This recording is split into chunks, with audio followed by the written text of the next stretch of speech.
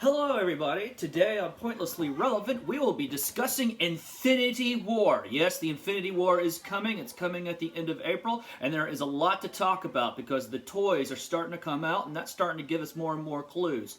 Potential spoilers, but not really, alright? Also, we will be addressing some of the NBA issues that we saw last night. There have been some very interesting headlines coming out and a great game by two young teams, the Milwaukee Bucks and the Philadelphia 76ers. In addition to that, the Oscars were last night as well, the 90th Oscars. And we will be addressing why this Oscars might be one of the most important in the history of Oscars for Pointlessly Relevant television. This is Jeremy Guerin, and you are watching Pointlessly Relevant.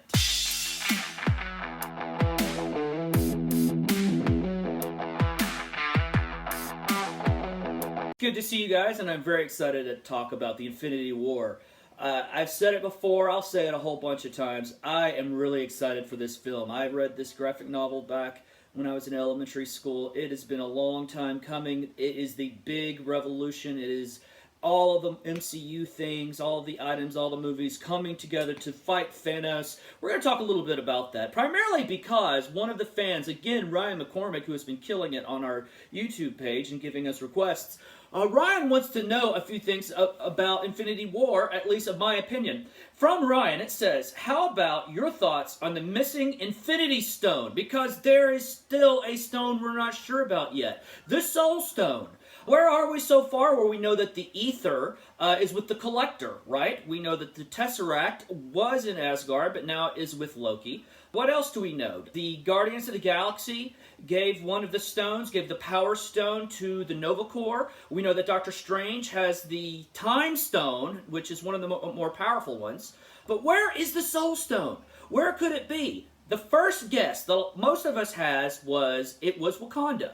Why did we think that? In most of the solo films, yes, they haven't really been all infinity and everything like that, but you still found out something about one of the stones. At the end of Doctor Strange, we realized that they had the Time Stone. We see that the Mind Stone is in the Vision, right? But we don't know anything about the Soul Stone. I thought it was going to be Wakanda. I thought that they would have a quick throwaway statement. I figured that the power of the Soul Stone and Infinity Stone is what gave them the power to harness the vibranium metal that helped establish their city. I mean, they make their tech out of it. They make weapons out of it. How do you bend and mold a unbreakable metal to your will unless you have infinite power? That's what I thought, but I was incorrect unless we find that out later in the Infinity War movie, but I don't see that happening. And one of the big reasons we thought that is because we know from the previews that in the Infinity War there is a big fight, okay, involving Wakanda. And we're talking open field battle, old school style. Let's go Braveheart for a second, okay? Thanos' army, one of his many armies, and I'll explain that here in a minute, rushing the battlefield. Meanwhile, the Avengers and the lead Wakandans leading an army of Wakandans, head first. Oh man, that scene is going to be great. Goosebumps. But obviously, Thanos wants to take Wakanda for a reason, and the only reason could be an Infinity Stone. Now, my thinking is this. Whatever Thanos needs will be in Wakanda, but that doesn't mean that it's in Wakanda right now. It could be that Captain America or somebody is able to recover one or more of the Infinity Stones and to keep it from Thanos. Where on Earth is the most secure? Wakanda. So that is my prediction as far as that goes. But what about that Soul Stone? Who knows? Okay? Maybe it is true, and maybe Heimdall has it, alright? Maybe that's how he's able to see everyone everywhere. I mean, his vision ability is ridiculous, right? I mean, he can see Thor when Thor is on planet Sakaar in the movie Thor Ragnarok, all right? So maybe that is it, okay? Then that could be it, which means that Thanos, if you've seen Thor Ragnarok, spoiler alert, but at the end, obviously, Thanos' ship comes and takes Thor's ship. That means that Thanos would immediately have not only the Tesseract from Loki, the Time Stone, but the Soul Stone from Heimdall, giving him a huge leg up on everything else. Also in the comic books, and we'll see if the movies touch base on this, the stones seek each other out. All right, if you have the stones, you can feel them pulling in the direction of where you're supposed to go to bring them together. The stones want to be together. This is going to be incredible. I'm really excited about it. In a few minutes, I'm going to show some potential spoilery things. You see, the Funko Pops have started to come out. And if you know anything about the history of Funko Pops and toys in general, many times you were able to have some slight spoilers of future films, particularly Marvel films, by just looking at the toys. The Funko Pop Giant Man figure came out about a month or so before the Civil War movie, which is why most of us knew we'd see Giant Man in the Civil War for the first time. Ryan also wants to know who is going to die in Infinity Wars. I love it, Ryan. Let's talk about what we know. We know that Captain America, Steve Rogers, Chris Evans, is in the second Infinity War movie. Whatever that movie is called, the Russo brothers had let us know that the second movie shouldn't be called Infinity War 2. It will be called something else because it's slightly different. So I'm looking forward to finding out what that title is, and they can't give us the title because it would spoil Infinity War. My guess is it's Infinity Gauntlet, but I have another wild guess that I'll throw at you guys maybe later on this video or another video. But going back to what we know about who is going to die, I don't think it's going to be Captain America unless somehow he's resurrected in the second one temporarily to die again. Okay, because we know that Part 2, the 2019 fourth Avengers film, we know that it somehow involves time travel. There are some weird things going on there, so okay. However, between this film and the next film, who do I think will die? I don't think it's going to be Tony Stark. I could be wrong. He's the favorite to be bumped off. I won't be surprised at all if he gets bumped off, but I see them moving Robert Downey Jr.'s Iron Man role into the next stage of Marvel films. I see them having him be more of a Nick Fury, Samuel L. Jackson type of character. Yeah, we see him from time to time. Maybe he now runs S.H.I.E.L.D. or something like it. I don't know. But the Iron Man films, him being an Avenger, that time is probably over. So I don't think it would be Iron Man. Good guesses, Thor. I could see Thor. Hopefully not, but I could see the Hulk. I definitely see Captain America dying. I really think it's going to happen because they have groomed the Winter Soldier to take his place, which happens in the comic books, albeit temporarily. And another thing, for some reason, I can see this scene in my head where he stands up to Thanos, and in the Infinity Gauntlet, just like he was killed in the Infinity Gauntlet, basically gives him this great, as long as there's one of us that stands against you, you haven't won. And Thanos breaks his shield with a swipe and then snaps his neck. I see in that moment him going back to that dream world that the Scarlet Witch showed him in the Age of Ultron. You know, where the Scarlet Witch is showing all of them something about their future. Maybe that's not just a I wish for this to happen type of thing. Maybe the Scarlet Witch was showing him the future, and that is what he's going to see when he dies, as he comes to the spirit of Peggy Carter for their last dance. I'm pretty sure we're going to see a scene like that. I will say this, I don't know who's going to die, who's going to retire, who this or that, but by the time Avengers number 5 comes out, okay, which will probably be about 3 years, maybe 2 years after the fourth film, the second Infinity film, the next Avengers film, after all this is said and done, will not have a single one of the original 6 Avengers. That is my guess, that is my bold prediction, and I'm looking forward to that, to tell you the truth. How much longer do you think shows like The Walking Dead and Agents of S.H.I.E.L.D. are going to last? Man, Ryan, you're really hitting me with some hard ones. Okay, I mean, here's the deal. How long did ER last? I mean, for some reason, we put this wall, this box around genre shows and say, oh, they can only last so long, but we don't put that with medical shows or cop dramas, Law and Order, ER, all those other TV shows, some of them that have had something like 15 to 20 seasons. How about this reality television? Okay, some of them have again, had 15, 20 seasons. And yes, we get into the drama. Somebody coming from nowhere to get their dreams. Don't get me wrong, I'm not putting that down. It's not for me, but it could be for you. It's definitely pointlessly relevant. However, it's the same thing over and over and over, and yet we are still in it, okay? How long can it make money? As long as we still love the characters, and we support the shows, and they are making money, that is how long they will last. Supernatural is on its 12th season. They have redone the same storyline basically a few times, though the last couple of seasons have been a little bit different. But we still watched them and enjoyed them. Why? Because we love Sam and Dean, right? It's hard to imagine a world of no more Sam and Dean. The Walking Dead, the comic books are well past issue 150. They're stretching out towards issue 200. There's still 2 more big epic storylines coming up. I don't know how they're going to stretch this out. I don't know how they're going to play it. But the next storyline after Negan is one of my all-time favorite comic book storylines, and I hope that they take 2 seasons to tell this epic tale. I'm really excited about that. I really am. How long can it last? Despite the fact that for whatever reason, pop culture just couldn't handle Negan and the Saviors, when we hit that stretch where it was just depressing, pop culture for the most part couldn't handle that and said, all right, I'm done with The Walking Dead. But come on. As much as we didn't want that to happen, we knew that that would happen because the Walking Dead comic source material is not for pop culture. It's not. It was interesting and savage and brought pop culture into this fold, but at the same time, we knew that they were going to pull some triggers that pop culture was not going to handle. However, despite all that, it's still one of the top-rated shows on television. So as long as we support it, as long as we support The Walking Dead, then The Walking Dead will continue. One of these segments, I'm going to just have, hey, my ideas for storylines type of deals, and that's going to include how I think The Walking Dead should end. I think you're going to love it.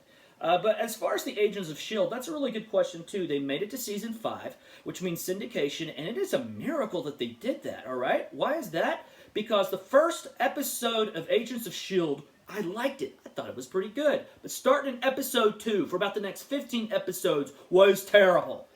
It was boring. But because of our allegiance to the MCU, we stayed around. And we watched it. And lo and behold, when the movie The Winter Soldier came out, starting from the next episode, Agents of S.H.I.E.L.D. was fabulous and got better from there. Miraculously, they got a second season and got some of their audience back. Third season, and then in the 4th season, blew everybody away by bringing in my second favorite superhero, Ghost Rider. So I'm very happy about that. I think it's probably read its run, all right? I would like to see how it relays into Infinity War the way that Age of Ultron, it relayed into Age of Ultron, even though they didn't even acknowledge S.H.I.E.L.D.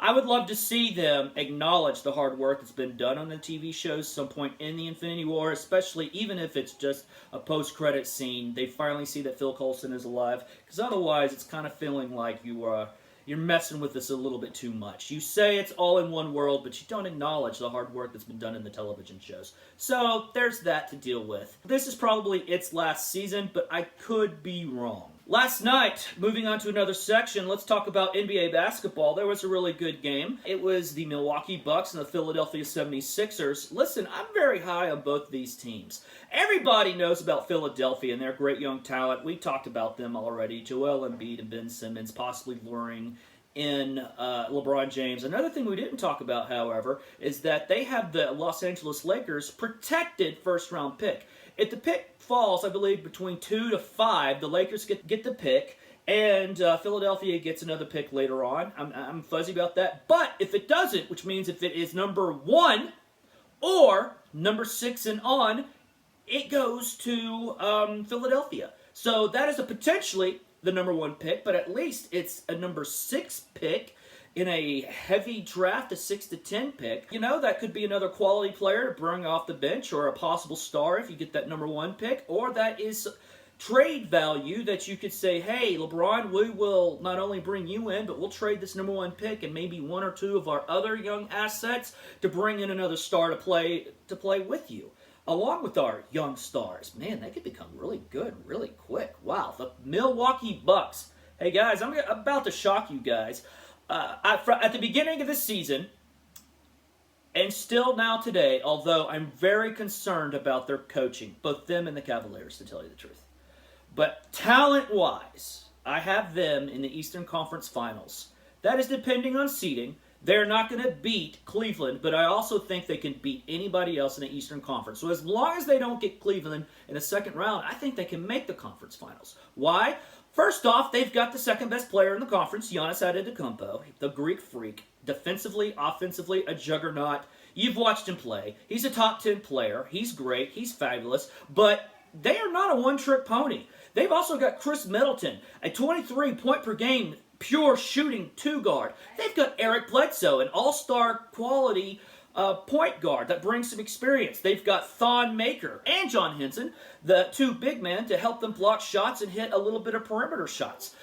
They've got Jabari Parker. And this is a part of the coaching problems. Listen, Jabari Parker already looks good. He looks like that 20 point per game player that we had before he got hurt last year. But they're not starting him. They're not playing him more minutes. He comes in the game and brings them back because they were getting beaten pretty bad by Philadelphia. However, when he came in the game, it was obvious Philadelphia, an up-and-coming team, could not handle Giannis and Jabari, Bledsoe, and Chris Middleton, along with Tony Snell at that small forward. They couldn't guard all of that. When you put that talent together, you've got 3, maybe 4 future All-Stars, which is why when we have the Where Will LeBron Go video, because it is coming, Milwaukee is going to be on that list.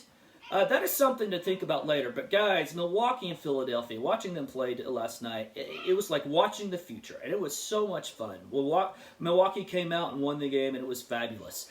Other NBA news doesn't really have to do with the NBA, but one of its former greats, a top 10 greatest player ever, the second greatest two-guard ever, and that is Kobe Bryant. Kobe Bryant ended his career a couple of seasons ago with a 60-point game. It was such a fun moment. Kobe Bryant had his jersey retired, and they played this great short video about his love for basketball. That was a great short film.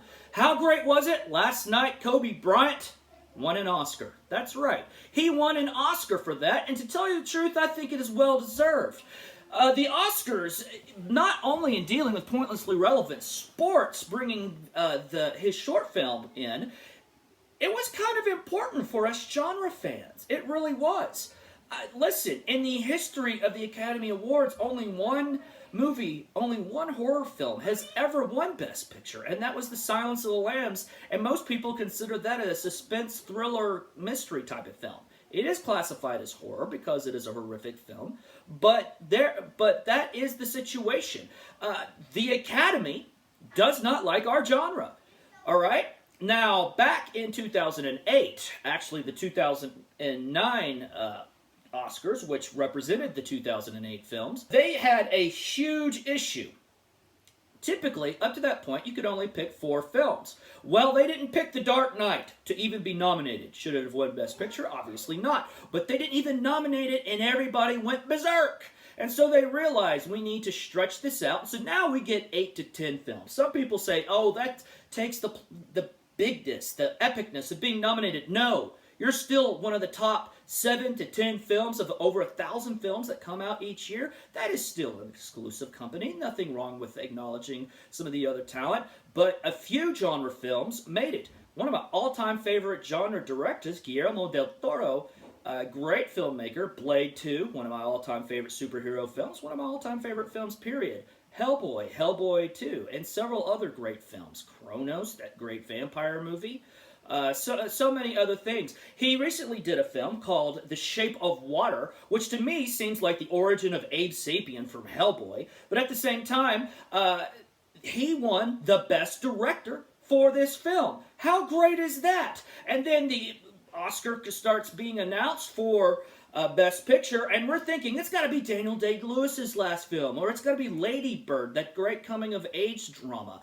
Maybe it's Dunkirk, but probably not. It's not going to be Get Out, but hey, Get Out, Jordan Peele won an Oscar for Best Screenplay. Way to be. Truly one of the greatest horror films in movie history. I can't wait to tell you guys my top 50. That video is coming up soon. But Get Out, Jordan Peele, fabulous job, well-deserved, won the Oscar for the script. Not only did Guillermo del Toro win the Oscar for Best Director, The Shape of Water is now the best film of the year, according to the Academy. Not just favorite film, not just entertainment film. This is not the Sci-Fi Awards, the SAG Awards, the Bram Stoker Awards. This is the Academy Awards. And our genre stood above everybody else. The Shape of Water being the best picture of the year. Get Out bringing the Oscar to the best screenplay of the year. Guillermo del Toro, again, winning Best Director of the Year, and again, Kobe Bryant winning an Oscar for the Best Short Film of the Year. It's great to see these pointlessly relevant things that we are so passionate about be given some attention from the pop audience. For Gary Oldman, who won the Oscar for Darkest Hour. Great job. He's been nominated before for a few decades now. He's electrified us with his performances, including many genre films, the Dark Knight trilogy notwithstanding. In addition to that, we have Frances McDormand, who won another Oscar for 3 Billboards Outside Ebbing, Missouri. I didn't know a lot about this movie coming into the Oscars, but from what I saw, it looks really good. Well-deserved. Both actors and actresses are very good. Now, to another part. Going back to Infinity War, quite honestly, one of the things that is being brought into Infinity War, which actually comes from the storyline Infinity that came out a couple of years ago, is the Black Order.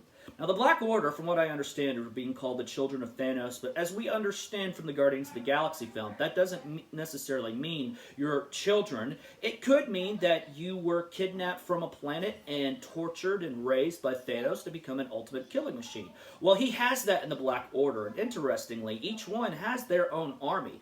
Thanos controls several armies. Now, the Funko Pops have already begun to put out their Infinity War figures. Yesterday, I went out and picked up what I could, and I just wanted to take a moment to show you through this. I got a couple of the Black Order, and I'm really excited. The first one is Proxima Midnight. Now, Proxima Midnight is one of the Infinity. You see this spear right here? This should look familiar to you. This is in the previews. You see, this is the spear that is thrown at Captain America, and he catches it. You also see the Scarlet Witch having this spear and stabbing something. I'm willing to bet it's this individual right here. But this new Funko Pop, great job from Funko again. They always do a great job with these things. Another one would be the Ebony Maw. Ebony Maw. Another one of the Black Order, a very sinister character. Looking forward to seeing his place. The Ebony Maw is a high-level telepath. If memory serves, I believe it was him that targeted Doctor Strange in the Infinity storyline. So it would make sense that he does that again in the film version, only this time looking for an Infinity Stone. That would be highly entertaining. One of the more powerful ones is Corvus Glaive. This is Corvus Glaive right here. One of the Black Order. Now, these are the only 3 Black Orders that Funko has done, but as they come out, I will do myself to show you guys, and I can hear Jackson really excited in the background. But the last of them that I wanted to show you is Thanos. The Thanos Funko Pop for the Infinity War. He looks really cool. From what I understand, he is not wearing his armor as much in the Infinity War movie, and we can see in the previews his attire looks slightly laid back. It's evidently ceremonial clothing because this is him coming into godhood, getting the 6 infinite stones, Infinity Stones, that put together give you infinite power. And if you notice the gauntlet, maybe this is a spoiler, maybe it's not, he's got all the stones. So does he get the gauntlet put together? Is the second film Infinity Gauntlet? I think so, but I could be wrong. But that's all I have for today. If you guys wouldn't mind leaving a comment, hit like and subscribe, and support our site and support our page, that would be a huge help. Have a wonderful day, and remember, stay pointlessly relevant.